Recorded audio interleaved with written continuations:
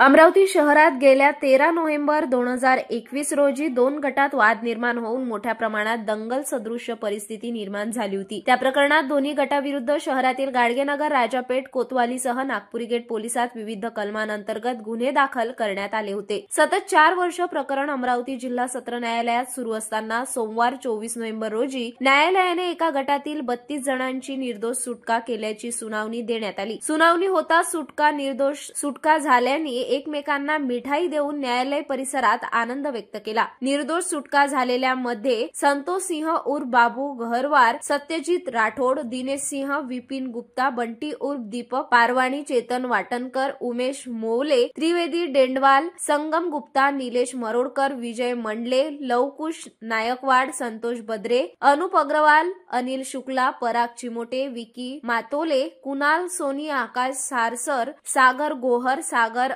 अडसुले, लक्ष्मण सिंगुडे, निखिल बिजवे, रावेलगिरी, पवन लेंडे, सचिन बावनेर, अनुप मरोडकर, बबलू आठवले, गौरव बांटे, सुरेश चव्हाण, सागर गुप्ता, रोहित साहू यांचा समावेश आहे। निर्दोष सुटका झाल्याने सत्याचा विजय झाल्याचे यावेळी स्पष्ट केले। या प्रकरणात ॲडव्होकेट प्रशांत देशपांडे, ॲडव्होकेट वासुदेव नवलानी, चिराग नवलानी, दीप मिश्रा सह वकील सहकार्याचे आभार मानले। 13 नोव्हेंबर 2021 ला अमरावती शहरामध्ये काही समाजकंटकांनी हैदोस घातला होता आणि त्यावेळेस महाविकास आघाडीचं सरकार होतं।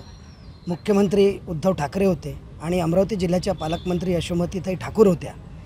त्यावेळेस काहीही कारण नसताना जे हिंदुत्ववादी कार्यकर्ते आहेत, विविध सामाजिक संघटनेशी जुळलेले आहेत, जे हिंदुत्वासाठी काम करतात, अशा लोकांवर खोटे नाटे आरोप दाखल करण्यात आले होते।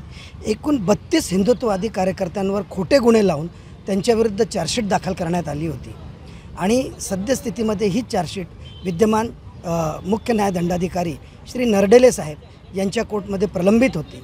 हा संपूर्ण खटला चालला आणि त्याच्यामध्ये हे सिद्ध झालं की ज्या 32 हिंदुत्ववादी कार्यकर्त्यांना याच्यामध्ये काहीही कारण नसताना आरोपीमधून गोवण्यात आलं होतं आणि ते केवळ पॉलिटिकल प्रेशरमुळे करण्यात आलं होतं, हे कोर्टासमक्ष सिद्ध झालं आणि या 32ही कार्यकर्त्यांची कोर्टाने निर्दोष सुटका केलेली आहे। महाराष्ट्र सरकारने जो GR काढला या बाबतीत त्या सरकारचं आणि इथल्या कोर्टात ज्यांनी आमची पैरवी केली, वकील साहेबांचं आणि मॅजिस्ट्रेट साहेबांचं मी पहिले अभिनंदन करतो।